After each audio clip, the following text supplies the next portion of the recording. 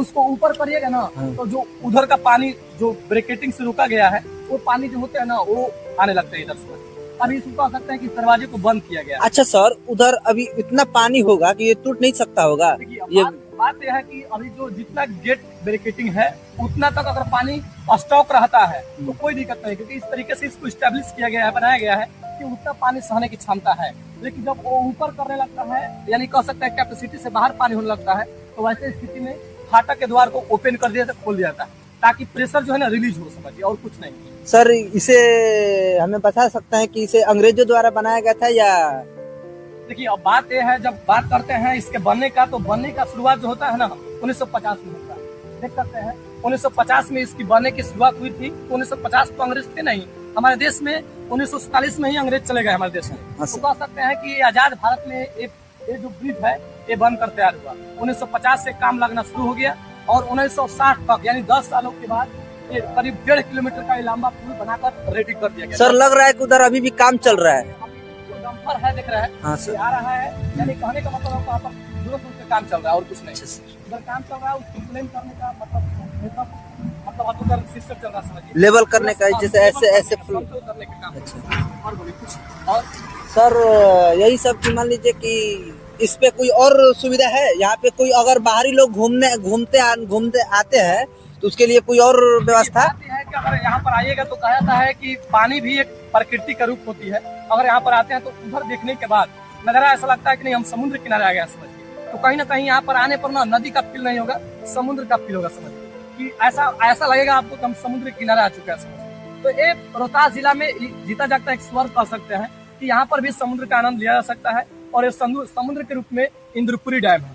और इस डैम के बारे में कहा जाता है कि इस डैम को ना करीब 1.5 किलोमीटर चौड़ा, 1.5 किलोमीटर तक लंबाई है इसकी टोटल लेंथ। और यहाँ पर बहुत सारे लोग बिहार के हर कोने से ना अन्य राज्यों के भी इलाके से लोग आते हैं घूमने के लिए इस इंद्रपुरी डैम को। और यहाँ पर जो यात्री आते हैं ना, जो सैलानी आते हैं यहाँ पर, क्योंकि इसकी खूबसूरती जो है ना सैलानियों को अपनी ओर आकर्षित करती है। सर लेकिन यहाँ पे कोई विशेषताएं मुझे दिख नहीं रही। यहाँ पे कोई विशेषता है, मतलब कोई भी आया तो कुछ उसका एंजॉय नहीं ले पा रहा है। अब विशेषता क्या, एक झील की तरह फील लेता है और क्या विशेषता क्या हो सकता है? यहाँ पर डैम है, यहाँ पर झरने जैसा पानी दिख रहा है। सर अभी तो मान लीजिए कि अभी तो पानी निकल रहा है झरने का। अभी पूरा फाटक को ऑन नहीं किया गया। अगर ऑन करता है तो हम लोग यहाँ पर खड़े नहीं रहते। तो सर कहा जाता है कि मान लीजिए जब फाटक खुल जाता होगा तो यहाँ पे तो कोई आ नहीं पाता होगा। अगर ये फाटक खुल गया होता या खुलता है तो समझते हैं ये पूरा इलाका देख सकते हैं। वहाँ पर दिखाइए, वहाँ पर देखिए पूरा इलाका सूखा हुआ है, क्योंकि पानी की कमी है, वाटर लेवल में गिरावट आया है। इसी की वजह से, पानी की कमी होने की वजह से अभी क्या किया गया ना, इस फाटक को बंद किया गया, क्योंकि इस पानी को हम उन इलाकों में पहुँचाते हैं जो जहाँ पर अभी पानी की जरूरत है।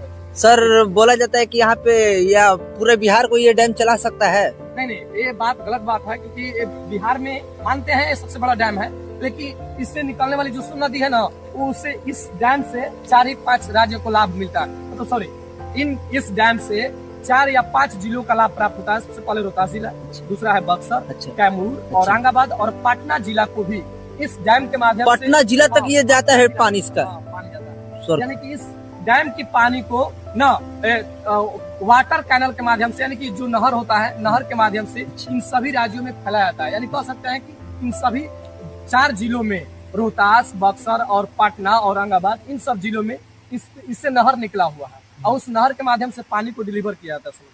अच्छा सर, ये रोहतास में ही क्यों बनता है? रोहतास में ऐसे ऐतिहासिक चीज कहाँ से आ जाता है? रोहतास में बनता नहीं है। रोहतास में क्या है ना कि ये जो सोन नदी है, सोन नदी का यहाँ पर कह सकते हैं बहुत चौड़ा रूप है, समझिए ना। इसी की वजह से इस बैराज को यहाँ पर बनाया गया, क्योंकि इसके पीछे का ना, देखिए, जहाँ पर डैम बनाते हैं ना, वहाँ आसपास के इलाके में एरिया भी होना चाहिए ना, ताकि पानी स्टोर हो सके ना। यहाँ पर देखिए कि यहाँ पर आसपास दोनों साइड देख सकते हैं, दोनों साइड बहुत इलाका तक बंजर है, यानी कि ये इलाका जो है वीरान है, इंसान रहित है, समझ। सर 1900 इलाकों में पानी स्टॉक किया। सर 1950 में तो ऐसे ही वीरान ऐसे ही छोड़ दिया गया था।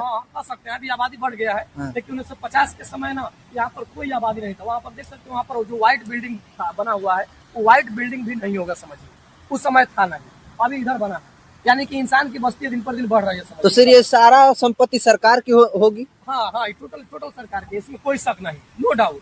टोटल परिसंपत्ति जो है सरकार की है और सरकार इसको देख रेख करता है, समझिए। इस डैम को वो मतलब कह सकते हैं अपने विभाग के तहत उसको देख रेख करता है सभी का।